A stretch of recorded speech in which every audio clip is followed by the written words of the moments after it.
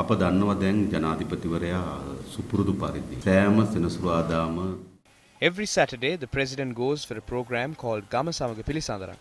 Basically, it is a program organized every Saturday for him to lament on the issues faced by him rather than to lend an ear to the issues of the people. Yesterday, he made several comments. Some of them were a threat to several journalists and specific media institutions.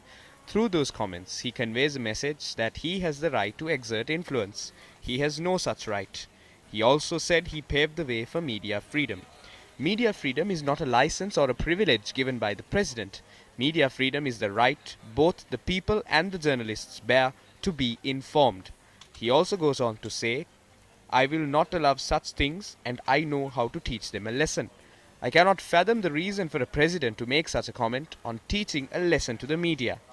There were horrific lessons taught to the media in recent times. The studio complex of Sirasa was destroyed using 2 Claymore mines. That is one such horrific lesson. Rasantha Wickramatunge was assassinated. That was a horrific lesson for editors and journalists. Eknalikuda was abducted and forced to disappear. That is yet another lesson for journalists in the country. Podala Jayantha was abducted and assaulted and left in the street. Keith Noya was abducted, brutally assaulted and left in the street. The same happened to Upali Tennakon. Those were the horrific lessons given to Sri Lankan journalists. This is influence aimed directly at media institutions and journalists. At the same time, the president said he did not add any influence. That itself is influencing. The president needs to understand clearly that this is a different era. The rulers of that era also learned lessons from those horrific incidents. He also spoke of legislation. Only Parliament has the power to draft legislation and not the president. ඊළඟ ඔහු කියනවානේ නීති.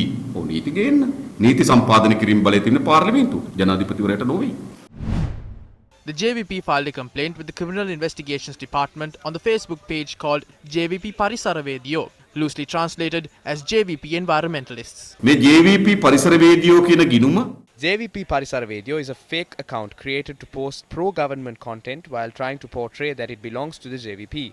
The president is quoting a fake account created by his camp.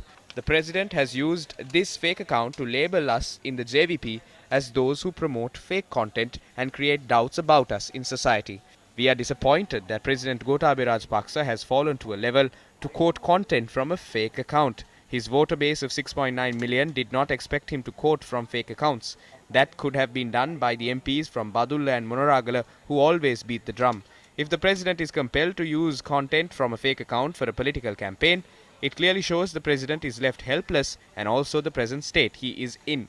However, we should not permit him to reprimand a political party. Details about when the JVP Parisaravedyo page was created, who created it, who paid for the sponsored content on the page, whose credit card was used for the payment can be traced by the Criminal Investigations Department.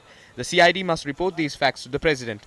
If the CID is trying to undermine this complaint, it can only mean one thing, which is that the president or his camp was aware of the fake account that was used to be quoted during this Gama Samaga Pilisandara program.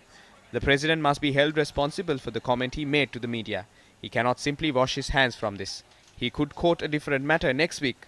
The president's fake act needs to be defeated. එනිසා මේ ව්‍යාජ රංගනයේ ජනාධිපතිවරයාගේ ජනතාව රැවට්ටීම සඳහා කළ මේ ව්‍යාජ රංගනය පරාජයට පත් කළ යුතුයි.